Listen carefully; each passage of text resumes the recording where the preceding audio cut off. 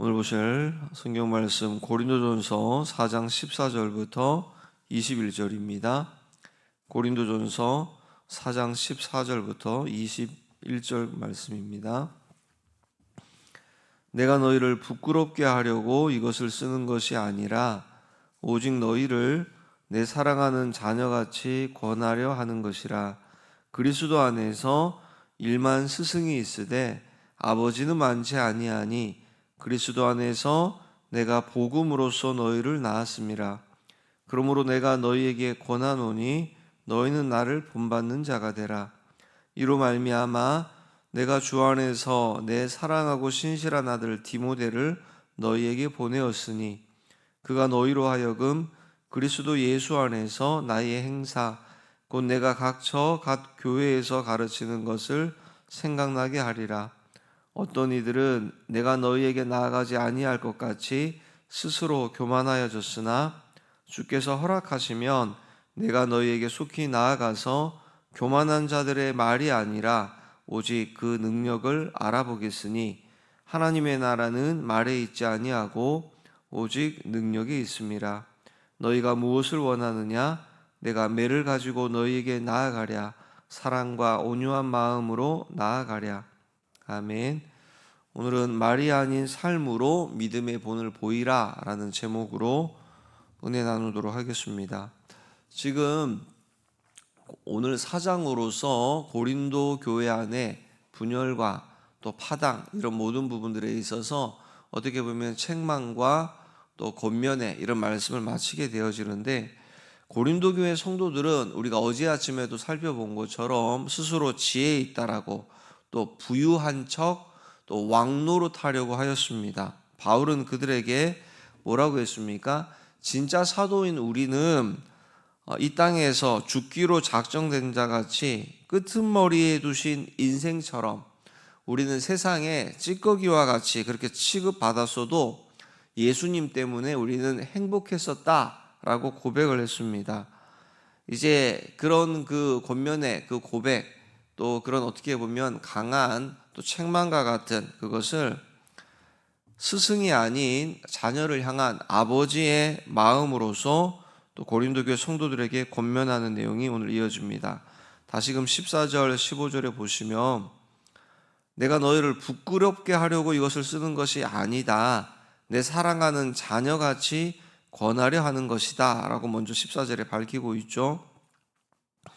그러면서 내가 그리스도 안에서 여기 15절에 일만 스승이 있으나 아버지는 많지 아니하며 내가 예수 안에서 복음으로써 내가 너희를 고린도 교회 성도 너희를 낳았다라고 이야기합니다. 지금 바울이 고린도 교회 성도들의 이들의 연약함, 죄를 또 이들을 정죄하기 위해서 책망하는 것이 아니라 아버지가 자녀를 사랑하여서 훈계하는 것과 같이 지금 그런 마음으로 하고 있는 것을 보여줍니다. 바울은 왜 이렇게 자신이 내가 아버지 된 자와 같이 아버지의 마음으로 너희를 훈계할 수 있냐면 내가 바로 복음으로서 너희를 낳았기 때문이다라고 이야기합니다. 우리가 알고 있는 것처럼 1년 6개월 동안 머물고 있으면서 바울이 이곳에서 고린도 교회를 시작하게 되었습니다. 그래서 바울은 자신을 아버지라 표현하면서 너희 가운데에 일만 스승은 많이 있으나 그러나 어떻게 해요? 아버지 된 자는 아버지는 많지 않다라고 이야기를 합니다. 자, 여기서 말하고 있는 스승은 우리가 익히 잘 알고 있는 똑같은 헬라어 단어를 쓰고 있는데요. 갈라디아 3장 24절에 나오는 우리 초등교사, 옛날 성경에 이렇게 몽학 선생이라고 알려져 있는 그 단어와 똑같은 여기 본문의 스승이 헬라어 파이다고고스라는 단어가 똑같이 이 초등교사, 몽학 선생과 같은 단어입니다.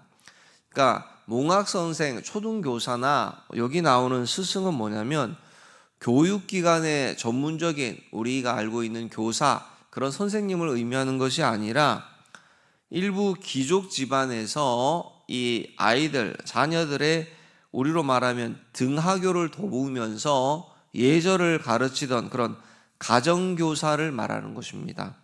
자, 이런 이 파이다고고스라고 하는 이 역할은 그러니까 아이가 어렸을 때만 가능한 거예요. 그래서 보통 6세부터 16세 미만까지 이런 초등교사를 두었습니다. 스승을. 이 어린아이가 성인이 되면 이제 관계가 끝나는 한시적인 역할입니다. 그러니까 너희에게 이러한 한시적인 역할은 일만 스승은 많으나 정작 아버지는 많지 않다. 아버지는 뭐죠? 복음으로서 직접 낳은 사람입니다. 그래서 자신이 전달하는 것은 단순한 지식이 아니라 내가 복음으로서 너희를 낳았다. 너희는 내 자녀이다. 자녀는 어떻게 해요? 끝까지 책임지고 사랑하는 관계이다라는 것을 밝히는 겁니다. 그러니까 그리스도 안에서 일만 스승이 있다고 하지만 정작 아버지는 많지 않은 것 같이 다른 사역자들과 자신의 역할이 다르다라고 이야기를 하는 겁니다. 그러니까 다른 사역자들은 이미 여기 파이다고고스 같은 스승과 같이 초등교사와 같이 이미 세워진 교회에서 말씀을 가르치는 사람이었습니다. 이미 한 가정에 이미 자녀들 그들에게 말씀을 가르치고 지도하였다라면 바울은요 고린도 교회를 세운 자, 내가 복음으로서 너희를 낳은 사람이야 라고 밝히고 있는 것입니다. 그렇다고 해서 바울이 다른 사역자들과 비교하여서 자신의 역할이 더 중요하다 이것을 말하는 것이 아닙니다. 바울이 지금 밝히고 있는 것은 고린도 교회 성도들의 잘못을 이렇게 지적을 하고 책망할 수 있는 내가 영적 아버지로서의 이런 권위를 가지고 있다. 그래서 내가 이야기하는 거야 라는 것을 지금 밝히고 있습니다. 내가 너희를 낳았기에 끝까지 포기할 수 없다라고 하는 그 사랑의 고백입니다. 16절 보시면요. 그러므로 내가 너희에게 권하노니 너희는 나를 본받는 자가 되라. 바울 자신이 고린도 교회의 영적 아버지로서 나를 본받는 자가 되라 라고 말합니다. 이게 나를 따르라, 내 세력을 많이 모으겠다, 자신의 교만을 드러내는 표현도 아니라 내가 온전히 예수님만 바라보고 사는 것처럼 너희도 사람 보지 말고 그 사람으로 인하여서 파당을 나누려고 하지 말고 내가 늘 그리스도만 바라보면서 그리스도의 삶을 본받으며 몸부림치며 살았던 것처럼 너희도 사람 아니야. 바울, 게바, 아볼로 누구 아니야. 그래서 파당 만드는 거 그런 거 아니야. 너희도 예수 그리스도의 삶을 본받으려고 몸부림치며 살아야 한다라는 것을 이야기합니다. 17절이요. 이로 말미암아 내가 주 안에서 내 사랑하고 신실한 아들 디모데를 너희에게 보내었으니 그가 너희로 하여금 그리스도 예수 안에서 나의 행사 곧 내가 각처 각 교회에서 가르치는 것을 생각나게 하리라. 바울은 이걸 말로만 하는 것에서 끝나는 것이 아니라 자신의 삶을 가장 잘 알고 있는 믿음의 아들 디모데를 보냅니다. 디모데는 바울이 가르친 복음이 바울의 삶에서 어떻게 드러나는지를 가장 잘 알려줄 수 있는 산 증인입니다. 바울이 그 디모데를 소개하면서 여기 내가 주 안에서 내 사랑하고 신실한 아들 디모데라고 표현합니다. 그러니까 디모데도 고린도 교회 너희와 같이 어떻게 해요? 내가 복음으로서 나온 부자 관계에 있는 자이며 이런 디모데가 너희 고린도에 가면 고린도 성도들에게 그리스도 예수 안에서 나의 행사 또 내가 각처 각 교회에서 가르치는 것을 생각나게 할 것이다 라고 합니다. 이 말은 디모데가 바울과 동행하면서 바울의 중심을 배웠으며 바울과 같은 삶을 살아왔던 자이기에 바울이 처음 고린도 교회를 세웠을 때에 가르쳤던 복음의 중심을 다시 일깨워 줄 것이다 라는 것입니다. 디모데는 이런 역할로 보냄을 받았고 고린도 교회 성도들은 이런 디모데를 만나서 다시금 복음의 중심을 회복해야 하는 것입니다. 자, 그러나 18절 보시면요. 그러나 어떤 이들은 내가 너희에게 나아가지 아니할 것 같이 스스로 교만하여졌으나, 어떤 사람들은 고린도 교회를 바울이 더 이상 방문하지 않을 것처럼 생각했습니다. 그래서 기고만장하여서 잘난 체 하던 사람들이 있었습니다. 19절이요. 주께서 허락하시면 내가 너희에게 속히 나아가서 교만한 자들의 말이 아니라 오직 그 능력을 알아보겠으니, 바울은 당장 고린도에 가고 싶었지만 지금 에베소의 사역이 끝나지 않아서 갈 수 없습니다. 그래서 하나님께서 그런 가운데도 허락하시면 내가 속히 고린도로 갈 것이다 그러면서 그들은 화려한 말솜씨, 지식을 뽐내지고 있지만 바울이 지금 단호하게 말합니다. 내가 고린도로 가면 그 교만한 잘난 체 하는 자들의 말이 아니라 오직 그 능력을 내가 알아보겠다라고 말합니다. 지금 여기서 이야기하는 능력이 뭐냐면, 바울이 말하고 있는 능력은 화려한 말이 아니라 우리 어제 아침에 살펴본 이 4장 12절 13절에 뭐라고 했습니까? 모욕을 당한 즉 축복하고, 박해를 받은 즉 참고, 비방을 받은 즉 권면하며 자신이 살아왔다라고 말한 이것이 능력인 것입니다. 이것이 말이 아닌 능력이라는 것입니다.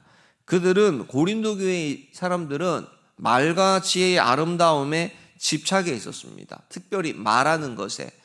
그러니까 옳은 말, 옳은 소리는 할 수 있습니다.